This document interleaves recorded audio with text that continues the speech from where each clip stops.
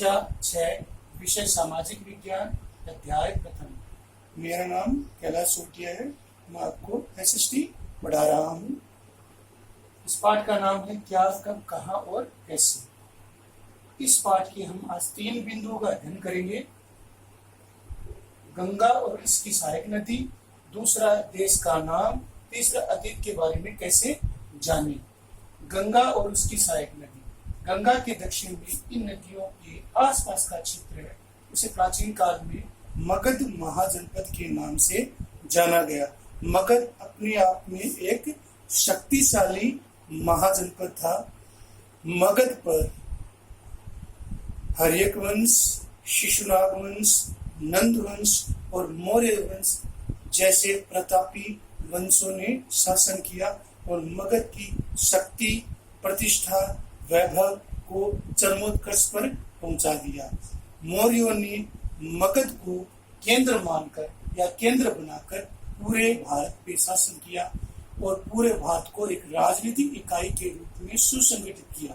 मौर्य का शासनकाल या शासन क्षेत्र अफगानिस्तान से दक्षिण में, जिसे हम वर्तमान में तमिलनाडु, जिसे चोल और पांड्य राजवंश के नाम से भी जाना जाता है, वहां तक मगध का शासन फैला हुआ था। मौर्यों के समय, चंद्रगुप्त मौर्य के समय, अशोक के समय यह शासन काफी विस्तृत था। मगध को शक्ति प्रदान करने के लिए ऐसे कई कारण थे, जैसे मगध के पास या मगध साम्राज्य के पास गंगा नदी बहती थी।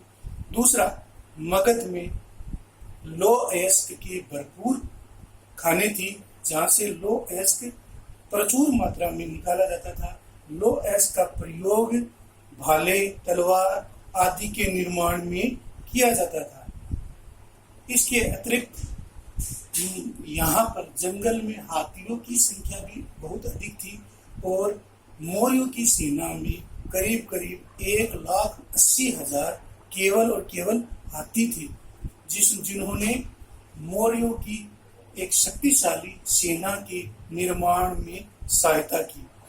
इस तरह हम देखते हैं कि मौर्यों के समय मगध साम्राज्य अपने चरमोत्कर्ष पर पहुंच गया, अपने पराकाष्ठा पर पहुंच गया, जिसकी सीमा का कोई अंत नहीं था। दूसरा हमारा बिंदु है देश का नाम। आपको पता है हमारे देश को इंडिया या भारतवर्ष के नाम से जाना जाता है। अपने देश के लिए हम इंडिया और भारत जैसे नामों का प्रयोग करते हैं।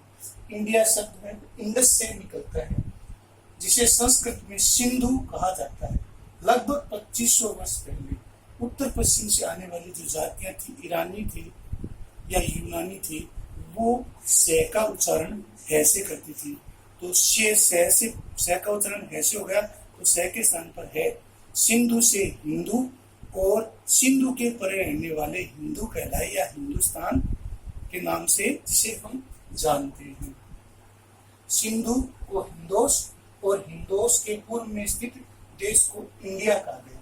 तीसरा हमारा जो बिंदु है, अतीत के बारे में हम कैसे जानें, अतीत का हम अध्ययन कैसे करें, अतीत के महत्व को हम कैसे पहचानें।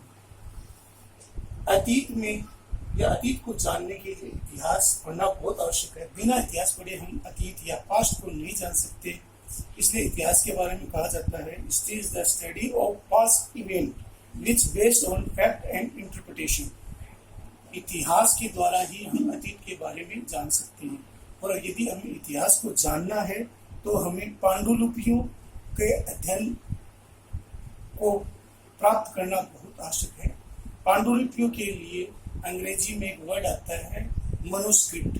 मनुस्क्रिप्ट का अर्थ होता है हाथ से लिखा गया, जिसे हाथ से लिखा जाए या जिसे ताड़ के पत्रों में या ताड़ के पत्रों पर ऋषि मुनियों या महर्षियों के द्वारा लिखा गया और वह उसे संकलित किया गया और कालांतर में मौखिक या लिखित रूप में जिसे आगे लिखा जाता गया, उस संग्रह युक्त जो ताड़पत्र थे उन्हें हम मनुस्क्रिप्ट कहते हैं, जिससे हमें अतीत के बारे में एक विस्तृत महत्वपूर्ण जानकारी मिलती है। तो आज के हमारे पाठ के जो 3 बिंदु हैं, गंगा और उसकी सहायक नदी, भारत का नाम, अतीत के बारे में कैसे जाने, ये महत्वपूर्ण बिंदु है। इनका आपको अध्ययन करना है, इनके बारे में आपको जानकारी प्राप्त करनी है, इनको लिखना है, इनको याद करना है। आज की फिर से बिंदु रिपीट कर देता हूँ, गंगा और उसकी सहायक नदी, दूसरा भारत का नाम, तीसरा अतीत के बारे में कैसे जाने। गंगा उसकी सहायक नदी में आपको बताया गया है कि हम मगध के बारे में पढ़ते हैं। मगध कैसे एक शक्तिशाली राजतंत्रात्मक शासन के रूप में स्थापित हुआ, जिसका एक केंद्रीय शासन था जो पूरे भारत में एक समान प्रचलित था। दूसरा हम भारत के देश के नाम से जानते हैं, इसे हम इंडिया या इंडस कहते हैं, क्योंकि यूनानी या ईरानी लोग हैं वो सिंधु को हिंदूस के नाम से जानते हैं, हिंदूस या हिंदोस के नाम से जानते थे। सहका उच्चारण ऐसे करने के कारण इसे हिंदुस्तान भी कहा जाता है। तीसरा है अतीत के बारे में कैसे जाने। अतीत के बारे में जानने के लिए इतिहास पढ़ना जरूरी है। अतीत की पुस्तक को हाथ से लिखा जाता था, जिसके कारण इसे पांडुलिपि भी कहा जाता है। अंग्रेजी में पांडुलिपि के लिए जो प्रयुक्त शब्द होता है वो मनुस्क्रिप्ट होता है। मनुस्क्रिप्ट का अर्थ है जिसे हाथ से लिखा जाए। जो प्राचीन काल में जो ऋषि मुनियों के द्वारा ताड़ के पत्रों पर जो लिखित विवरण लिखा गया, आगे वाली पीढ़ियों के लिए जिसे मौखिक या लिखित रूप में संग्रहित किया गया, उसे हम मनुस्क्रिप्ट कहते हैं। इन तीनों बिंदुओं को हमें लिखकर याद करना है और इसे अपनी पाठ्य पुस्तक में उतारना है। धन्यवाद।